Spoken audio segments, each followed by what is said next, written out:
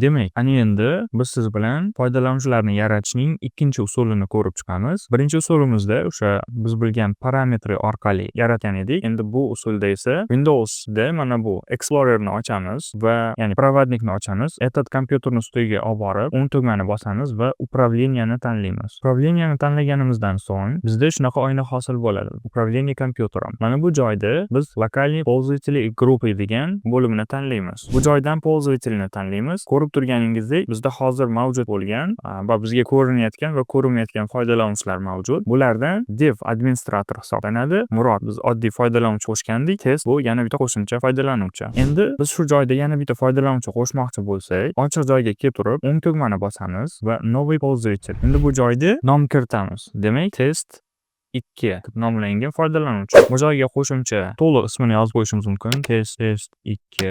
Shu foydalanuvchi haqida ma'lumot berib qo'yishingiz mumkin. Qisqa info test 2 haqida. Ana endi parol qo'yamiz. Parol qo'yishda esa o'zingiz xohlagan parolni qo'yishingiz mumkin. Bu joyda talablari mavjud emas, shunchaki lokalniy kompyuterda ishlaganligi uchun. Ana endi e'tibor bering, требовать смене пароль при следующем входе в систему degan variqchani o'tashimiz, chunki bu foydalanuvchi kiritgan payti parolni o'zgartirishni so'raydi. Bizga bu narsa kerak emas. Endi срок действия пароль не ограничен degan joyiga bayroqcha qo'yishimiz kerak. Sababi shundaki, bu foydalanuvchiga foydalanish cheklovi o'rnatilmagan bo'lishligi kerak. Ana endi sozdatni bossak bo'ladi. Bu sozdatni bosganimizdan so'ng zakretni bosamiz va ko'rib turganingizdek test 2 foydalanuvchisi hosil bo'ldi. Endi bu foydalanuvchini ko'rmoqchi bo'ladigan bo'lsak, postga boramiz, yana devga bosamiz va ko'rib turganingizdek test 2 foydalanuvchisi ham ko'rinmoqda.